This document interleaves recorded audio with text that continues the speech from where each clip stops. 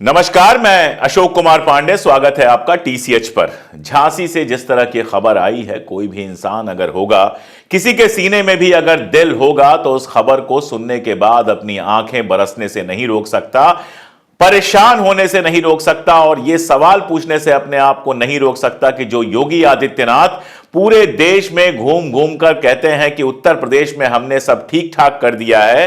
हर साल जो मीडिया की रैंकिंग निकलती है, इंडिया टुडे खासतौर पर वो रैंकिंग निकालता है, उसमें जिस योगी आदित्यनाथ को बेस्ट चीफ मिनिस्टर बताया जाता है, उसी योगी आदित्यनाथ के राज्य में झांसी के अंदर मेडिकल कॉलेज के अंदर बच्चों के आईसीयू में ऐसी घटना कैसे हुई जिसमें 10 बच्चे जलकर राख हो गए। नवजात बच्चे जिनकी माओ ने 9 महीने उनको गोद में रखा होगा, उनके लिए नाम सोचा होगा, जिनका पूरा भविष्य उनके सामने है, पूरा परिवार इंतजार कर रहा होगा कि बच्चे घर आए तो उनका स्वागत हो, उनके लिए फंक्शन हो, मिठाई खिलाई जाए, बच्चों को पाला जाता, बड़ा किया जाता। एक बच्चा एक घर में एक नया सपना लेकर आता है, लेकिन इस अस्पताल की लापरवाही ने बच्चों को सपना बना दिया, उन बच्चों को जिंदा जला दिया। जिन बच्चों का स्वागत घर में होना था, अब उन बच्चों को दफनाया जाएगा, उनकी अंतिम क्रिया की जाएगी। और यह सब हुआ है उत्तर प्रदेश के झांसी में।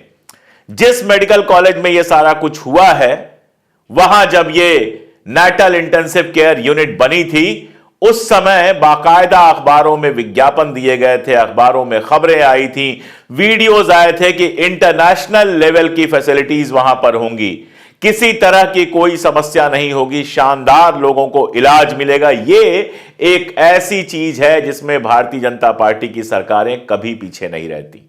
हर चीज जो बनाई जाती है, कह दिया जाता है इंटरनेशनल लेवल का है।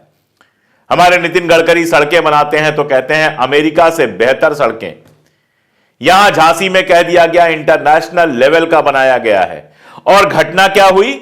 ऑक्सीजन कंसंट्रेटर था, कल रात 10 बजे की बात है। जो ऑक्सीजन कंसंट्रेटर वहां पे रखा हुआ था, उसमें शॉर्ट सर्किट हुई, शॉर्ट सर्किट से उसमें विस्फोट हुआ, आग लग गई। अब जब आग लगना शुरू हुई तो कोई बहुत बड़ी बात तो थी नहीं। बड़े आराम से अगर जो आग बुझाने के लिए यंत्र होता है, फायर एक्सटिंग्विशर जो होता है, उसका उपयोग करके आग बुझाई जा सकती थी। लेकिन जब आप सुनेंगे तो अपना सर पकड़ लेंगे कि वहां पर आग बुझाने का जो यंत्र रखा हुआ था, फायर एक्सटिंग्विशर जो रखा हुआ था, वो 4 साल पहले ही एक्सपायर हो चुका था। यानी एक्सपायरी हो गई, 4 साल पहले वो किसी काम का नहीं रहा। किसी को ध्यान नहीं आया कि उसको बदलवाना है, वहां पर नया लगाना है, और उसके चलते फिर जो हुआ वो तो आप जानते ही हैं। जब जनवरी में यह घोषणा की जा रही थी कि वो इंटरनेशनल लेवल का वार्ड बन रहा है, तब किसी का ध्यान नहीं गया कि वहां पर जो फायर एक्सटिंग्विशर है वो 4 साल पुराना हो गया है। महारानी लक्ष्मीबाई के नाम पर यह वार्ड बना हुआ था, यह अस्पताल बना हुआ है महारानी लक्ष्मीबाई, जिनकी जो तस्वीरें याद आती हैं उसमें उनके पीठ पर उनका बच्चा बंधा हुआ है। और उस हॉस्पिटल में बच्चों के वार्ड में ऐसी लापरवाही की गई कि 4 साल से फायर एक्सटिंग्विशर खराब पड़ा हुआ था, लेकिन उसकी तरफ किसी का ध्यान नहीं गया। और जरा सी आग जो तुरंत वहीं रोकी जा सकती थी, जिससे किसी का कोई नुकसान नहीं होता, फायर ब्रिगेड को फोन करना पड़ा। फायर ब्रिगेड वहां पहुंची, लेकिन जब तक वो वहां पहुंची, आग इतनी बड़ी हो चुकी थी कि 2 घंटा लग गया उस आग को बुझाने में।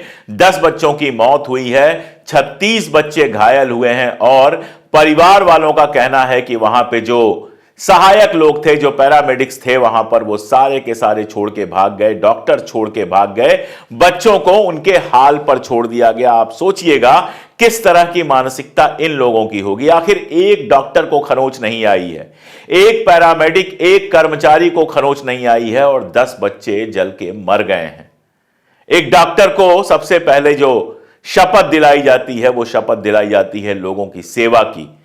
यहां क्या सेवा हुई है कि नवजात बच्चे जो अपने पैर से चल के भाग भी नहीं सकते हैं, जो बिस्तर से भटक भी नहीं सकते हैं, जिनको यह पता ही नहीं होगा कि आग क्या चीज होती है, उनको बचाने की कोई कोशिश ऐसा लगता है नहीं की गई। ये लोग अपने आप को बचाकर बेदाग वहां से बाहर निकल गए और बच्चे वहां पर जलते रहे। मुख्यमंत्री जी ने ट्वीट कर दिया, प्रधानमंत्री जी ने अपने पर्सनल अकाउंट से नहीं, पीएमओ वाले अकाउंट से ट्वीट कर दिया। वहां के ब्रजेश पाठक साहब जो दिखाते रहते हैं कि बहुत एक्टिव है, कभी किसी हॉस्पिटल में पहुंच जाते हैं जांच करने, कभी किसी हॉस्पिटल में पहुंच जाते हैं जांच करने, उन्होंने कह दिया कि 3 लेवल की जांच कराई जाएगी। ब्रजेश जी, ये 3 लेवल की जांच कराने पे 10 बच्चों की जान वापस आ जाएगी। ये 3 लेवल की जांच कराने पर जो फायर एक्सटिंग्विशर 4 साल पहले खराब हुआ बताया जा रहा है, एक्सपायर हुआ बताया जा रहा है, वो नया हो जाएगा। इन 3 लेवल पे जांच करने से कल के रात की वो भयानक घटना धुल जाएगी। और ऐसा नहीं है ऐसी घटना पहले नहीं हुई है। बच्चों के अस्पतालों में, बच्चों की जगहों पर इस तरह की घटनाएं लगातार हो रही हैं। जनवरी 2021 में भंडारा के जिला अस्पताल में ऐसे ही हुआ और बच्चों की मृत्यु हुई। भोपाल में, जहां भारतीय जनता पार्टी की सरकार है, नवंबर 2021 में कमला नेहरू हॉस्पिटल में यही चीज हुई। और अभी हाल में 25 मई 2024 को तो दिल्ली के विवेक विहार का किस्सा आप लोगों को याद ही होगा, जहां बच्चों के हॉस्पिटल में बच्चे मारे गए ऐसे ही आग लगने की वजह से। इसके अलावा आपको याद दिला दूं सूरत की घटना, जहां गेमिंग जोन था और गेमिंग जोन में फायर के लिए जो होना चाहिए थी, कंडीशंस होनी चाहिए थी, वो कंडीशंस पूरी नहीं हुई थी। गेमिंग जोन में आग लग गई, वहां भी कई बच्चे मारे गए और उसके बाद जाके सरकार ने बयान दिया था कि अब जो है इस चीज का विशेष ध्यान रखा जाएगा, जो फायर सेफ्टी है उसको बहुत कायदे से लागू किया जाएगा। जवाब देगी ये सरकार कि आखिर झांसी में फायर सेफ्टी का कितना ध्यान रखा गया था। कितना ध्यान रखा गया था कि नेटल इंटेंसिव केयर यूनिट में आग लग जाती है, आग पहुंच जाती है और बच्चे मारे जाते हैं। कितना ध्यान दिया गया था कि जहां दावा था इंटरनेशनल लेवल पे सुविधाएं उपलब्ध कराने का, वहां पर आग लग जाती है और फायर एक्सटिंग्विशर काम नहीं करता है, डॉक्टर्स और पैरामेडिक्स भाग जाते हैं। यह ध्यान दिया गया था फायर सेफ्टी का। मुख्यमंत्री जी तो अपनी दुनिया में मस्त हैं। मुख्यमंत्री जी दिवाली मना रहे हैं, रिकॉर्ड तोड़ना होता है दिवाली पर, फिर देव दीपावली मनानी होती है, उस पर रिकॉर्ड तोड़ना होता है। आज मैं देख रहा था कोई ट्रॉल है जो लिख रहा है कि जिस उत्तर प्रदेश में दिवाली मनाने पर रोक थी, अरे 1975 में मैं पैदा हुआ हूं उसी यूपी में, मुझे तो नहीं याद कि किसी सरकार के समय दिवाली मनाने पर कोई रोक लगाई गई हो। हां, पहले सरकारों के समय जनता दिवाली मनाती थी और अब की जो सरकार है वो जनता का दिवाला निकालती है। और एक देव दीपावली की शाम, देव दीपावली की रात झांसी में जो कुछ हुआ है, झांसी के लक्ष्मीबाई हॉस्पिटल, महारानी लक्ष्मीबाई हॉस्पिटल में जो कुछ हुआ है, वो तो क्या है, वो साफ बताता है कि सरकारें सो रही हैं, सरकारें सिर्फ दिखावे में लगी हुई हैं। योगी जी सारे देश में जाकर भाषण देते हैं, सिर्फ दिखावा। बढ़िया शानदार दिवाली अयोध्या में मना दी जाती है, हजारों हजार दिए लगा दिए जाते हैं, रिकॉर्ड बन जाते हैं, लेकिन जहां लोगों के स्वास्थ्य की बात है, जहां लोगों के रोजगार की बात है, जहां लोगों के जान की बात है, वहां बिल्कुल खामोशी रहती है, वहां कोई एक्टिव काम दिखाई नहीं देता है, सिर्फ और सिर्फ दिखावा। आप सोचिए कि अस्पताल बनता है और अखबार छाप देते हैं इंटरनेशनल लेवल की सुविधा आ रही है और उसके बाद यह सब देखना पड़ता है। ये क्या बताता है? ये सिर्फ इतना बताता है कि हमारी सरकारों ने मान लिया है कि सिर्फ 2 चीज के भरोसे आराम से वो जनता को बेवकूफ बना सकते हैं। पहले तो कटेंगे तो बटेंगे वाली राजनीति, ये दिखाते जाइए कि हम कितने सांप्रदायिक हैं, मुसलमानों को कितना टाइट कर रहे हैं, हम बुलडोजरों से कितना घर गिरा रहे हैं, हम कितने शानदार तरीके से त्योहार मना रहे हैं। अरे सरकार का काम है दिया जलाना, दिया जलाता है मंदिर, मंदिर के पास अपना प्रशासन होता है, दिया जलाते हैं लोग, अपने घरों पर लोग दिया जलाते हैं और दिवाली मनाई जाती है। सरकार दियों का प्रदर्शन करती है, सरकार का काम है लोगों को स्वास्थ्य की सुविधा देना। 2017 में जब यूपी में बच्चे मारे गए थे इंसेफेलाइटिस से, आप लोगों को याद होगा, तो उस समय के मिनिस्टर ने कहा था कि सितंबर के महीनों में तो ऐसा होता ही है। अरे सितंबर का महीना कोई हत्यारा महीना है? बारिश क्या कोई हत्या करने के लिए आती है? आप फैसिलिटी नहीं दे पा रहे हैं। बरसों से गोरखपुर में आसपास के इलाकों के गरीबों के बच्चे हर साल इंसेफेलाइटिस से मर रहे हैं, आप कोई फैसिलिटी नहीं दे पा रहे हैं। और जो डॉक्टर कफील उनको बचाने की कोशिश करता है उसको आप विलेन बना के रख देते हैं, उसको जेल में डालते हैं, हर तरह का तमाशा करते हैं।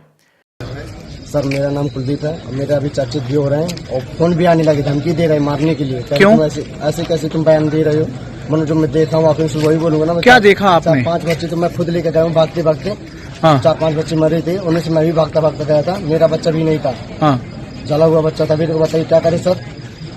क्या हम लोग मंजर खुद था उस बचाए समय? बच्चा था। उस समय क्या मंजर था? सर आग लगी थी, धुआं बहुत था, हम खुद बचाए भीतर से जाकर सर, भागते भागते गए हैं, हम लोग खुद बचाए बच्चा। 4-5 बच्चे तो हम अपने आंखों से बाहर निकाले सर, हम खुद लेके आए हैं। और ताला तोड़ी पीछे वाला। आपके बच्चे की हालत कैसी है? सर अब कोई उम्मीद नहीं है मिलने की, कोई उम्मीद नहीं है? नहीं है सर, उम्मीद ही जिंदा है या? कोई उम्मीद ही नहीं सर, हम क्या कहें, अब मरी गए, अब क्या उम्मीद कहें हम अपने। स्वास्थ्य कहीं आपकी प्रायोरिटी पर है ही नहीं। आपका खेल बस यह है कि खबरें आने ही मत दो, खबरों पर ब्रेक लगा दो, और जब खबरें आए तो इतना धार्मिक धार्मिक धार्मिक नाटक कर दो कि जनता का ध्यान उस खबर तक जाए ही नहीं, सिर्फ धार्मिक नाटक तक जाए। जनता इसी में खुश हो जाए कि 1 लाख दिए जले कि 5 लाख दिए जले। अरे भाई, उन 5 लाख दियों से जनता के घर में रोशनी नहीं आती है। जनता के घर में रोशनी आती है नौकरी से, जनता के घर में रोशनी आती है पढ़ाई से, जनता के घर में रोशनी आती है चिकित्सा से। कोविड का टाइम आप लोगों को याद होगा, कहीं हॉस्पिटल्स में कोई सुविधा नहीं मिल रही थी। एक एक दवा के लिए, एक एक इंजेक्शन के लिए आदमी गली गली भटक रहा था, उल्टे सीधे दाम दे रहा था। एक रेमडेसिविर लेने के लिए कितने लोग कितना परेशान होते थे, ये हम जानते हैं, क्योंकि उस समय हम लोगों की मदद करने की कोशिश कर रहे थे। और सरकार का काम है मंदिर बनाना, मस्जिद गिराना, बुलडोजर चलाना, बवाल करना और घटिया बयान देना। और ये हमारे जो बाबा साधु संत हैं वो क्या कर रहे हैं? राम भद्राचार्य जी बड़ी बड़ी बातें करते हैं, भरी महफिल में अपने चेले को नौकरी देने की बात कर रहे हैं। आरओ वाला जो एग्जाम होने वाला है उसमें पहले से ही 1 सीट मांग रहे हैं। और किससे मांग रहे हैं? विधानसभा के अध्यक्ष से। विधानसभा के अध्यक्ष तो बनी गए, 1 सेवा मैंने दी है, वो समझ गए होंगे, वो इनको करनी है, पैसे की नहीं। एक व्यक्ति की, एक लड़के को मैंने इन्हें कहा कि उसे इन्हें समीक्षा अधिकारी बनाना है, तो वो मेरी सेवा ये करेंगे ही करेंगे। मैंने कभी नहीं कहा, अब दोबारा कहूंगा भी नहीं। वो है शाश्वत शर्मा, उसका इनको मैं मंच पर कह दे रहा हूं। और अब हम आरती करेंगे। तमाशा चल रहा है, सरकारी नौकरी गुरुदक्षिणा और गिफ्ट में दी जाएगी। और यही सारे लोग, यही रामभद्राचार्य क्यों नहीं बता पाए कि मेरे पास दिव्य दृष्टि है जो बता रही है कि झांसी में ऐसी बुरी घटना होने वाली है, ताकि उस घटना को रोका जा सके। ये जितने आचार्य, जितने बाबा, जितने सब लोग बनते हैं, इनमें से कोई ऐसी एक भविष्यवाणी क्यों नहीं कर पाता है जिससे उन 10 बच्चों की जान को बचाया जा सके। सोचिएगा उन मां बाप के बारे में जिनके नवजात बच्चे इसके शिकार हो गए। सोचिएगा उन घर वालों के बारे में, उसमें ज्यादातर तो हिंदू ही होंगे ना भाई, हिंदू होंगे, मुसलमान होंगे, ज्यादातर तो हिंदू ही होंगे। सोचिएगा उनके ऊपर क्या गुजर रही है। तब आपको हिंदू कटेंगे बटेंगे वगैरह कुछ नहीं समझ में आता है। जब इस तरह के हादसों में लगातार लोग मारे जाते हैं, जब अस्पताल हमारे जो हैं लगातार बर्बाद हो रहे हैं, हमारे स्कूल लगातार बर्बाद हो रहे हैं, तो नुकसान किसका हो रहा है? उनमें जो पढ़ते हैं, और पढ़ने वालों में हिंदू ज्यादा होंगे, मुसलमान कम होंगे, क्योंकि उनकी जनसंख्या कम है। लेकिन नहीं, हिंदू मुसलमान मतलब सिर्फ इतना कि बुलडोजर चल गया, कटेंगे तो बटेंगे का नारा दे दिया गया, एक रहेंगे सेफ रहेंगे का नारा दे दिया गया। सारी बातें कर दी गई, लेकिन उन्हीं हिंदुओं को, उसी जनता को जो सुविधा देनी है, जिसके लिए आपकी सरकार चुनी जाती है, जिसके लिए आपको शानदार बंगला मिलता है, गाड़ी मिलती है, हवाई जहाज मिलता है, नौकर चाकर मिलते हैं, अफसर मिलते हैं, ताकि आप जनता की जिंदगी बेहतर बना सकें, उस पर कहीं किसी का कोई ध्यान नहीं है। बच्चे नौकरी मांगने जाएं तो लाठी से मारो। एक बार तमाशा कर दो, 2 दिन में परीक्षा होगी, जब बच्चे जुलूस निकालें, जब छात्र सड़कों पर आए तो कह दो ये तो गुंडे हैं। लेकिन जब दबाव ज्यादा पड़े, ये लगे चुनाव में नुकसान हो सकता है, तब टाल दो, कहो एक ही बार में एग्जाम होगा, नॉर्मलाइजेशन नहीं होगा। लेकिन अगली डेट कब आएगी पता नहीं। और तुम्हारे राम भद्राचार्य जो हैं वो बैठे बैठे अपने शिष्य के लिए सीट मांग ले, मतलब रबड़ी बट रही है, मिठाई बट रही है। अब बाबा लोग मिलकर तय करेंगे कि कौन किस पद पर बैठेगा। एक पूंजीपति साहब नारायण मूर्ति साहब तो कल ही कही चुके हैं कि बिजनेस स्कूल से आईएएस पीसीएस भरा जाए। अब बाबा लोग और कह दें कि हमारे आश्रमों से, हमारे रिकमेंडेशन से भर्ती हो, परीक्षा कराने की क्या जरूरत है। बस देश और प्रदेश का सत्यानाश बिल्कुल तय है। योगी आदित्यनाथ कितनी भी बातें कर लें, लेकिन जब इतिहास लिखा जाएगा, उनके बारे में जब बात होगी, तो यह झांसी की घटना और ऐसी घटनाएं हमेशा एक धब्बे की तरह उनके नाम के साथ लगी होंगी।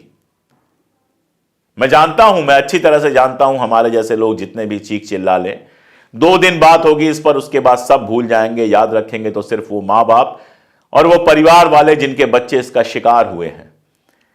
जांच के नाम पर नाटक होगा, सब मामला रफा दफा कर दिया जाएगा, क्योंकि दोषी तो नीचे से ऊपर सब हैं, सारे के सारे दोषी हैं, नीचे से लेके ऊपर तक सब दोषी हैं, इसलिए सब एक दूसरे को बचा लेंगे। कोई बड़ी कार्रवाई नहीं होगी, एक आध गरीबों की बलि दे दी जाएगी, एक आध गरीबों का सस्पेंशन हो जाएगा, एक आध महीने की तनख्वाह या एक आध इंक्रीमेंट रोक लिया जाएगा, बस खेल खत्म। लेकिन सोचना आपको है, सोचना इस देश की और यूपी की जनता को है कि ये जो धर्म के नाटक में आप फंसे हुए हैं, उसमें आपको फंसाकर सरकार आपसे क्या छीन रही है। अगर ये कीमत आप लगातार देते रहने को तैयार हैं, अगर शिक्षा, चिकित्सा, सड़क, इन सब का आपके जीवन में कोई महत्व नहीं है, आपके जीवन में अगर महत्व है तो सिर्फ और सिर्फ नफरत का है, जो आप एक धर्म के खिलाफ पाल कर बैठे हैं, तो करिए जो करना है, मुझे क्या, किसी और को क्या। लेकिन अगर आप चाहते हैं कि उत्तर प्रदेश के अंदर और देश के अंदर शिक्षा, स्वास्थ्य, ये सारी चीजें भी बेहतर होनी चाहिए, तो इन नेताओं से सवाल पूछना शुरू कीजिए। इन नेताओं से कहिए कि तुम्हारा काम दिया जलाना और मंदिर में घंटा बजाना नहीं है, तुम्हारा काम हमको स्वास्थ्य, चिकित्सा, सड़कें, लाइट, ये सब देना है।